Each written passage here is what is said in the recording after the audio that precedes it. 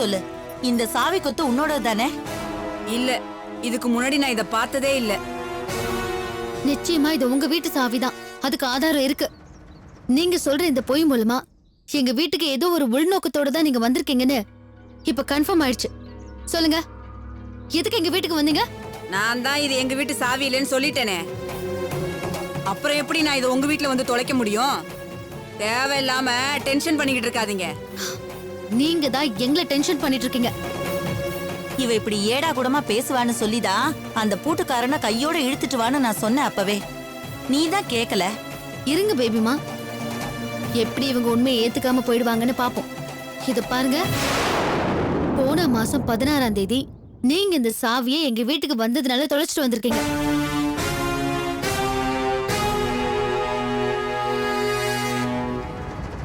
அதே நாள்ல பூட்டு ரிப்பேர்காரர் பார்த்து கூட்டிட்டு வந்து உங்க வீட்டுக்கு டம்மி சாவி போட்டு தர சொல்லி வாங்கிருக்கீங்க. நாங்க பூட்டு ரிப்பேர்காரனை கூப்பிட்டு எல்லாத்தையும் விசாரிச்சுட்டு வந்துட்டோம். அதெல்லாம் நான் யாரையும் கூட்டிட்டு வந்து டம்மி சாவி போடல. நீங்க பழைய பகைய மனசுல வச்சுக்கிட்டு என் மேல குத்தம் சொல்லாதீங்க. ஏமா, ஏன் குட்டு உடைஞ்சதுக்கு அப்புறமும் இந்த மாதிரி வீம்புக்கு பேசிட்டு இருக்க? நீ ரவுடிங்க கிட்ட இருந்து மாலதியை காப்பாத்தி எங்க வீட்டுக்கு கூட்டிட்டு வந்தப்ப நீ நிஜமாவே திருந்திட்டதான் நினைச்சு நாங்கெல்லாம் எவ்வளவு சந்தோஷப்பட்டோம் தெரியுமா? அது அப்பட்டமான நடிப்புன்னு எங்களுக்கு தெரிஞ்சு போச்சு. நான் யாருக்கிட்டையும் நடிச்சு ஏமாத்த வேண்டிய அவசியம் எனக்கு இல்ல. போய் மாலதிய கூட்டிட்டு வாங்க. நான் அவளோட மானத்தை காப்பாத்தலேன்னு அவ சொல்லட்டும். என்ன செருப்பால் அடிங்க. அதை விசாரிக்கிறதுக்காக நாங்க இப்ப வரல. எங்களுக்கு வேற ஒரு உண்மை தெரிஞ்சாகணும். நீங்க எங்க வீட்டுக்கு வந்து சாவியை தொலைச்ச அதே 16ஆம் தேதி எங்க வீட்டு குழந்தை காணாம போயிடுச்சு. குழந்தைய நீங்க தான் திருடிட்டு போயிருக்கீங்க. எங்க குழந்தைய திருடிட்டு வர சொல்லி யாரு உங்களை வீட்டுக்கு அனுப்பி வச்சாங்க? அத மட்டும் சொல்லுங்க. யாரும் உங்க குழந்தைய தூக்கிட்டு வர சொல்லி என்ன உங்க வீட்டுக்கு அனுப்பிச்சு வைக்கல. நானும் அங்க வரல. கிளம்புங்க கிளம்புங்க, எனக்கு நிறைய வேலை இருக்கு. நந்தினி, தூங்குற மாதிரி நடிக்கிறவங்கள எழுப்ப முடியாது. இது அந்த ரகம். இவர்கிட்ட பேசி நம்ம உண்மையை வாங்க முடியாது. விசாரிக்கிறவங்க விசாரிச்சா இவ தன்னால உண்மையை சொல்லுவா. போலீஸ்க்கு போன் பண்ணு. ஆமாமா, இதுக்கு மேல இவளுக்கு மரியாதை இல்ல. முதல்ல போலீஸுக்கு போன் பண்ணு. தப்பே பண்ணாத என்ன விசாரிக்கிறதுக்காக இன்ஸ்பெக்டர் வந்து என்ன ஸ்டேஷன் கூட்டிட்டு போனப்போ இந்த ஊர்க்காரங்க என்னை எப்படியெல்லாம் அவமானப்படுத்தினாங்கன்னு உங்களுக்கு நல்லாவே தெரியும். ஆனா நீங்க தப்பு பண்ணதுக்கு ஆதாரம் இருக்கு, சாட்சி இருக்கு. போலீஸ் வந்து உங்களை இழுத்துட்டு போனா எல்லாரும் உங்களை எந்த அளவுக்கு அவமானப்படுத்துவாங்கன்னு கொஞ்சம் நினைச்சு பாருங்க. உங்களோட மான மரியாதையோட சேர்த்து நீங்க பண்ணிட்டு இருக்கிற மா வியாபாரமும் காத்துல பறந்துரும். என்ன, உண்மையை சொல்றீங்களா இல்ல போலீஸ கூப்பிடவா? நீ போன் பண்ணுன்னு சொல்றல்ல, கேட்க மாட்டியா? போன் பண்ணாதான் சரி வரும். வேண்டாம், நான் உண்மையை சொல்லிடுறேன். சொல்லுடி. மாலதியோட குழந்தைய அர்ஜுன் தான் தூக்கிட்டு வர சொன்னாரு. அதுக்கு எனக்கு பணம் கூட கொடுத்தாரு. அதோட வேற என்னெல்லாம் பண்ணிருக்கீங்க எல்லாத்தையும் சொல்லிடுங்க. எங்க கிட்ட சொன்னா உங்களுக்கு அடி உத தண்டனை எல்லாமே மிச்சம். போலீஸ் ஸ்டேஷன் போனா என்ன நடக்கும்னு உங்களுக்கே தெரியும். என்ன பண்ண போறீங்க? உங்ககிட்டயே நான் சொல்லிடுறேன்.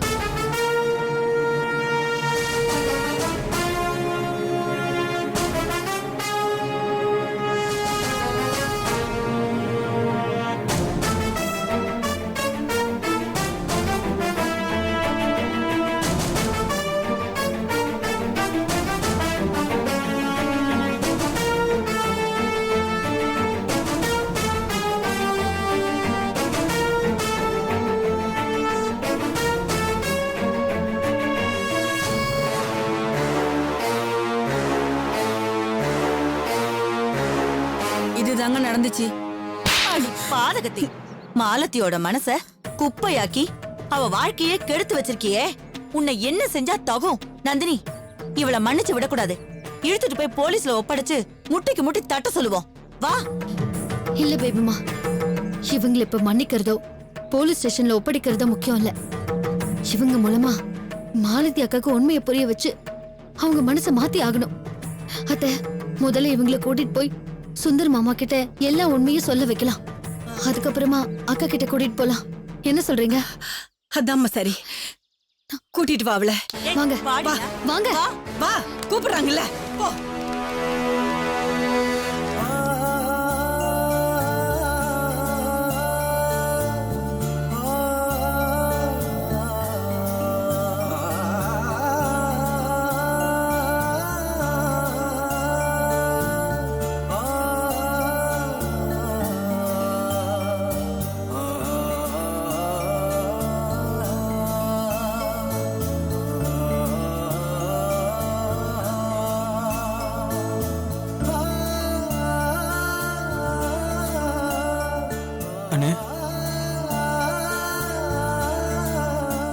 விடுதலை பத்திரத்துல கையெழுத்து போட்டு கொடுக்க உனக்கு எப்படி நான் மனசு வந்துச்சு? ஓடாம என்ன பண்ண சொல்ற? அவ பேசுனதெல்லாம் நீ கேட்டுட்டு தானே இருந்த. இன்னைக்கு மட்டுமா நான் பேசுறாங்க? உங்க மேல சந்தேகம் என்னைக்கு வந்தது அன்னில தான் பேசிக்கிட்டு இருக்காங்க. உண்மையை புரிஞ்சுக்கிற வரைக்கும் பேசுறதை நிறுத்த மாட்டாங்கண்ணே. இல்லடாக நீங்க இனி அவளுக்கு உண்மையை புரிய வைக்க முடியாது. விட்டு தள்ளு. முடிஞ்ச பட விஷயத்தெல்லாம் பேசாத, விடு. தப்பா பேசாதீங்கண்ணே. அது எப்படி நான் முடிஞ்சு போகும்? சொன்னாலும் சொல்லாட்டியும் எல்லா பிரச்சனையும் முடிஞ்சு போச்சு மகேஷ். என்ன நீ சொல்றீங்க? நாங்க இப்போ சந்தோஷமான செய்தியோடு வந்திருக்கோம்.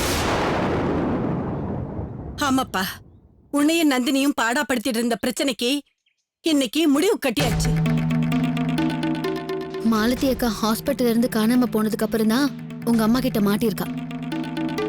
அதுவும் இவங்க தான் அவ மனசை கெடுத்து ஆட்டி படைச்சிருக்காங்க.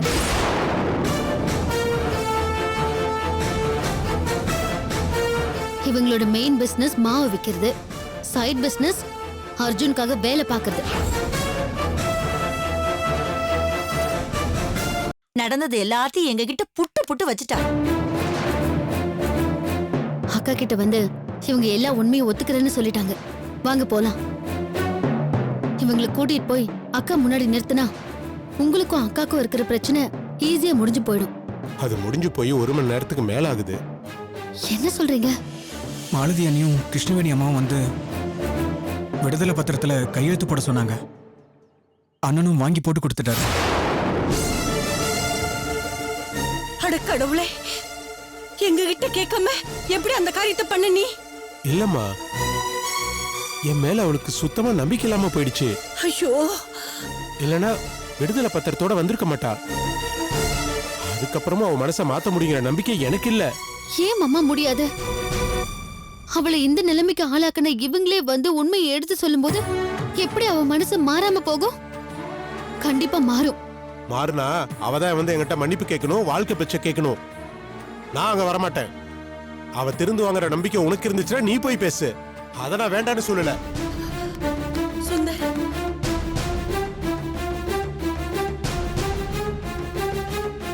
என்னம்மா கொடுமை இது? கை கெட்டினது வாய் கெட்டலன்னு சொல்ற மாதிரி ஆயிடுச்சு. நேத்து ராத்திரி என் காலுக்கு தட்டுப்பட்ட இவளோட சாவி கொத்து முந்தா நாள் ராத்திரியே தட்டுப்பட்டு இருந்ததுன்னா இன்னைக்கு சுந்தரும் மாலத்தியும் ஒன்னா சேர்ந்திருப்பாங்க. கவலைப்படாதீங்க பேபிமா, இன்னைக்கே அது நடக்கும். அத்தை, மாமா மனசுடைஞ்சு போயிருக்காரு. எவ்வளவுதான் கூப்பிட்டாலும் அக்காவை பார்க்க வரமாட்டாரு. நீங்க கொஞ்சம் ஆறுதலா பேசி அவர் மனசை தேத்துங்க. நாங்க 3 பேரும் போய் அக்கா கிட்ட பேசி அவளை கூட்டிட்டு வரோம். நம்ம சுந்தர் தான் கையெழுத்து போட்டு கொடுத்துட்டானேமா. வெறும் கையெழுத்து போட்டா வாழ்க்கையே மாறிடுமா? கோர்ட்டுக்கு போய் 10-15 வருஷத்துக்கு முன்னாடி டைவர்ஸ் வாங்கின எத்தனையோ பேர் இப்ப மனசு விட்டு பேசி சமாதானமாய் சேர்ந்து வாழ்ந்துகிட்டு இருக்காங்க. கையெழுத்து வாழ்க்கையை முடிவு பண்ணாது, மனசுதான் முடிவு பண்ணும். சரி, அப்ப நீங்க போயிட்டு வாங்க. சரிங்க அத்தை, வாங்க. வாடி.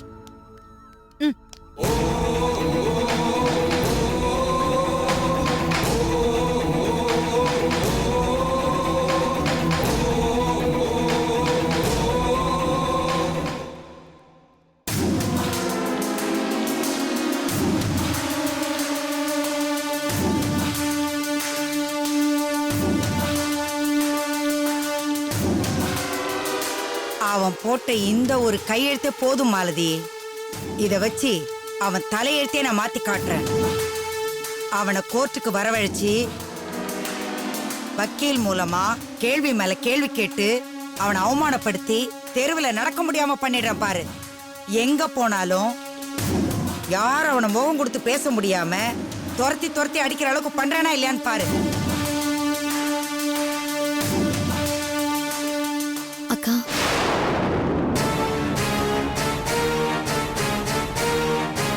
நீ ஒருத்தி மட்டும் தான் இங்க வராம இருந்த. இப்ப நீ இங்க வந்துட்டியா? என்ன விஷயம்? மாமா கிட்ட நீ விடுதலை பத்திரத்துல கையெழுத்து வாங்கிட்டு வந்தது தப்புன்னு சொல்ல போறியா?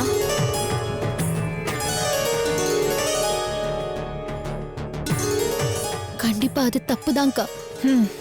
ரொம்ப சந்தோஷம். இத சொல்றதுக்கு நீ மட்டும் வந்தா பத்தாதா? எதுக்கு இவங்க 2 பேரும்? பேபி அம்மா வந்தது கூட பரவாயில்ல. உனக்கு துணைக்கு ஒரு ஆள் வேணும்னு உன் மாமா உன் கூட அனுப்பி வச்சிருப்பாரு.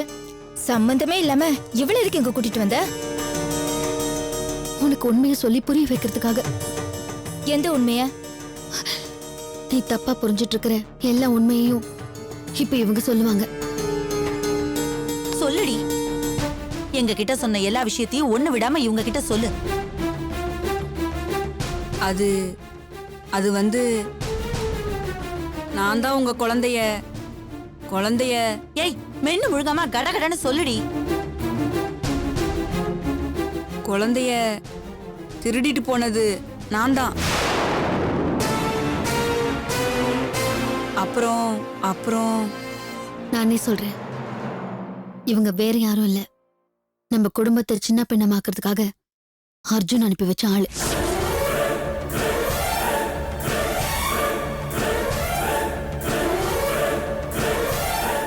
அதனால இவங்க உனக்கும் இவங்களுக்கும் இருக்கிற பழைய சண்டை சச்சரவை எல்லாம் ஊரங்கிட்டு வச்சுட்டு மாவு பிசினஸ்ல உனக்கு ஹெல்ப் பண்ற மாதிரி நடிச்சு உன்கிட்ட ஃப்ரெண்டா பழகிருக்காங்க.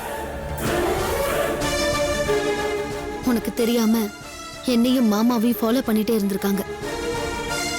அர்ஜுன் ரவுடிங்ல அனுப்பி என்னையும் மாமாவையும் ரூம்குள்ள அடைச்சு வச்சுட்டு நாங்க ஹோட்டல்ல ரூம் போட்டு தங்கியிருந்தோன்னு இவங்க மூலமா உன்னை நம்ப வச்சிருக்காங்க. அதுக்கப்புறம் தான் நான் அபார்ஷன் பண்ண விஷயத்த இவங்க ஃபாலோ பண்ணி தெரிஞ்சுக்கிட்டு அர்ஜுன் கிட்ட போய் சொல்லியிருக்காங்க. அந்த விஷயத்த கேட்டதும் அர்ஜுனுக்கு அல்வா சாப்பிட்ட மாதிரி ஆயிடுச்சு. ஏற்கனவே நானும் மாமாவும் ரூம் போட்டு தங்கிட்டு வந்ததா நீ நம்ப ஆரம்பிச்சிட்ட. இப்படி நான் தற்செயலா அபார்ஷன் பண்ணதும் அதுக்கும் இதுக்கும் அர்ஜுன் தெரிய கொளுத்தி போட்டுட்டான். இவங்களும் உன்கிட்ட வந்த நான் கர்ப்பமானதுக்கு காரணம் உன் புருஷன் தானே உன்னை ஈஸியா நம்ப வச்சுட்டாங்க.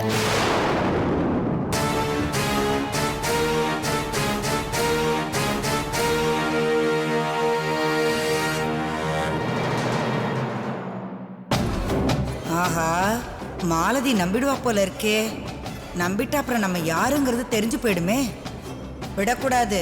கிருஷ்ணவேணி, நீ ராணியா இருக்கணும்னா படார்னு ஒரு அந்தர்பல்ட்டி அடிக்கிறத தவிர வேற வழியே இல்லை.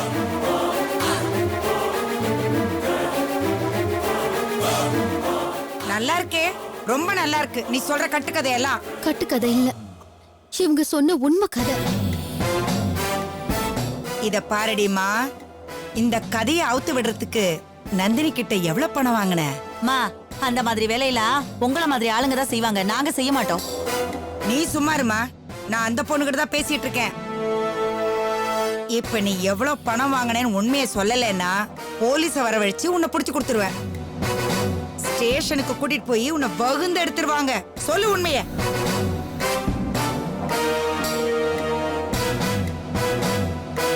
மாலதி கிட்ட வந்து இந்த உண்மையை சொன்னாதான் எங்க மாமாவை ஏத்துக்கிட்டு மாலதி குடும்பம் நடத்துவான்னு. அதுக்காக உனக்கு நான் எவ்வளவு பணம் வேணாலும் தரேன்னு நந்தினி சொன்னாங்க. அதுக்கு நான் பொய் மட்டும் சொல்றேன்னு சொன்னேன், பணம் வேணான்னு சொல்லிட்டேன். அடி பாவி, எடுத்துமா.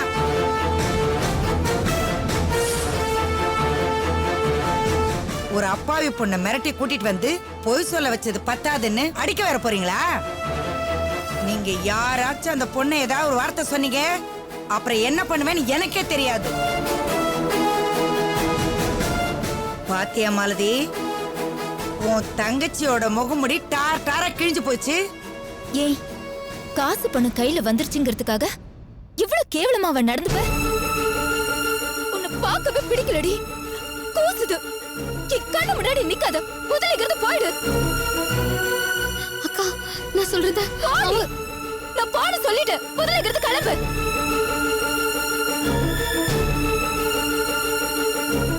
அக்கா, நான் சொல்றது. அதான் போன்னு சொல்றல, போ.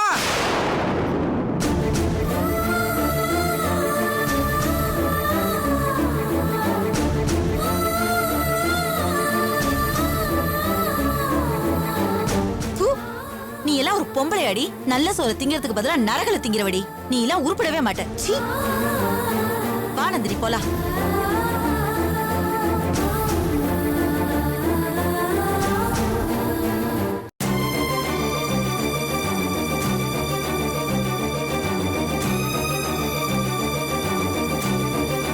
என்னம்மா நீ என்ன சொல்ற?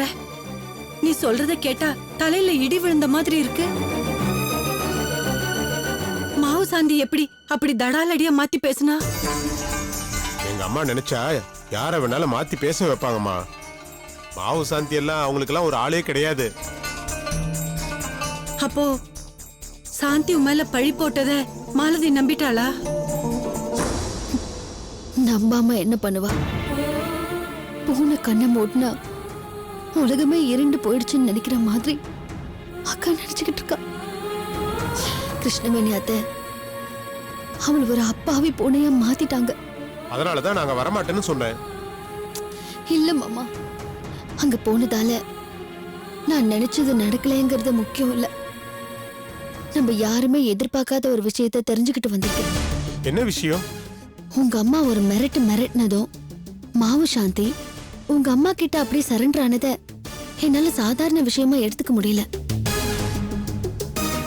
அவங்க சாந்தியை மிரட்டின விதத்தையும் எங்க கிட்ட பேசின விதத்தையும் வச்சு பார்க்கும்போது சாந்தி மாதிரியே அவங்களும் அர்ஜுனுக்காக வேலை பார்த்துட்டு இருக்காங்களோன்னு எனக்கு டவுட் வந்துருச்சு. அதுக்கப்புறம் அவங்க இந்த வீட்டுக்கு வந்த நாள்ல இருந்து அவங்க பண்ண எல்லா விஷயத்தையும் யோசிச்சு பாக்குறப்ப அந்த டவுட் ஸ்ட்ராங்கா இருக்கு. ஞாபகப்படுத்தி பாருங்க, அக்கா ஹாஸ்பிட்டல்ல இருந்து காணாம போன அடுத்த நாளே உங்க அம்மா உங்களை தேடி நம்ம வீட்டுக்கு வந்தாங்க. அது வரைக்கும் அவங்க எங்க இருந்தாங்க, எப்படி இருந்தாங்க, என்ன செஞ்சுட்டு இருந்தாங்கன்னு நமக்கு எதுவுமே தெரியாது. ஆமா, கேட்டதுக்கு நான் அங்க கொஞ்ச நாள் இருந்தேன், இங்க கொஞ்ச நாள் இருந்தேன், அந்த ஆசிரமத்துல இருந்தேன், இந்த ஆசிரமத்துக்கு போனேன்னு 19 தான் சொன்னாங்களே தவிர உண்மையை சொல்லவே இல்லை. ஆனா அக்காவை அவங்க வீட்டுல தங்க வச்சுட்டு வந்துதான் அந்த பொய்ய சொல்லி நம்மள ஏமாத்திருக்காங்க. அதுக்கப்புறம் அக்காவை தன்னோட கண்ட்ரோல்ல வச்சுக்கிட்டு இப்ப வரைக்கும் அவங்க பண்ணிட்டு இருக்கிற அட்டகாசத்துக்கு அளவே இல்லை. திடீர்னு வந்து அதெல்லாம் பண்றதுக்கு அவங்களுக்கு என்ன அவசியம் வந்துச்சு? நிச்சயமா உங்களை பழி வாங்கறதுக்காக மட்டும் அதை பண்ணல, யாரையோ திருப்தி படுத்துறதுக்காக தான் பண்ணிக்கிட்டு இருக்காங்க. யாரையோன்னு நான் சொல்றது வேற யாரையும் இல்ல, அர்ஜுனை தான் சொல்றேன்.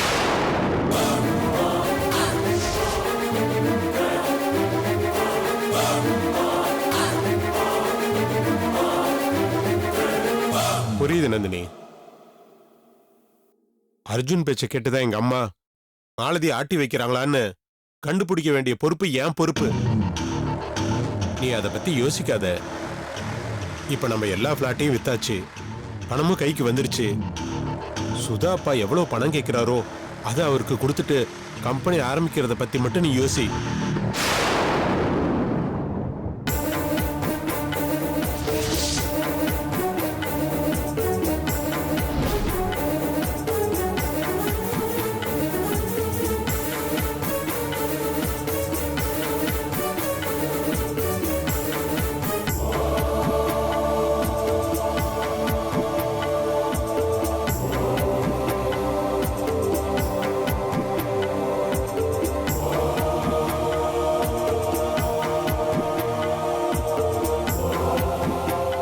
என்னாச்சு? ஏன் ரொம்ப டல்லா இருக்கீங்க? ஒண்ணும் இல்ல. இல்ல, உள்ள வந்ததுல இருந்து நான் உங்களை பார்த்துக்கிட்டு தான் இருக்கேன். ஏதோ பிரச்சனையோட வந்திருக்கீங்க. என்கிட்ட எதையும் மறைக்காதீங்க. என்ன ப்ராப்ளம்? கொரியர் முதலாளி ஃபோன் பண்ணாரு. என்ன சொன்னாரு? இனியும் 2 நாள்னு உன்னோட லீவ் எக்ஸ்டெண்ட் பண்ணிட்டு இருக்க முடியாது, நிரந்தரமா லீவ் எடுத்துக்கணும்னு சொல்லிட்டாரு. நீங்க அதுக்கு என்ன பதில் சொன்னீங்க? கையில பைக் இல்லாம என்ன சொல்ல முடியும்? எதுவும் சொல்லாம போனை கட் பண்ணிட்டேன். அப்ப வேலை போயிடுச்சுன்னு சொல்றீங்களா? ஆமா. ஏன் போச்சு? தண்ணி அடிச்சு பைக்கை தொலைச்சதுனால தானே போச்சு. மனசை கண்ட்ரோல் பண்ணி கொஞ்சம் பொறுமையா இருந்திருந்தா பைக் தொலைஞ்சிருக்குமா, இல்ல வேலை தான் போயிருக்குமா? மறுபடியும் அதை பத்தி பேசி என்ன டென்ஷன் பண்ணாத. நீங்க என்ன வேணா பண்ணிட்டு வருவீங்க, பொம்பளைங்க நாங்க கேள்வி கேட்க கூடாது. கை கட்டி அமைதியா வேடிக்கை பார்க்கணும் அப்படிதானே? கத்தாத. வீட்டுல ஏற்கனவே பிரச்சனை போயிட்டு இருக்கு. இதுல நம்ம பிரச்சனை வேற எல்லாருக்கும் தெரியணுமா? ஏன் தெரிஞ்சா என்ன? நம்ம பிரச்சனையை பார்க்காம மூடி வச்சு மறைச்சிட்டு அவங்க பிரச்சனையை தீக்க வைக்க ஓடிட்டு இருந்ததுனாலதான் இப்போ இங்க வந்து நிக்குது. இனிமே நீங்க அவங்க பிரச்சனையில தலையிடக்கூடாது. நான் என்ன சொல்றேனோ அது மட்டும்தான் நீங்க கேட்கணும். அப்பதான் நம்ம உருப்பட முடியும். சரி சரி, சத்தம் போடாம வா, நீ சொல்றத நான் கேட்கறேன்.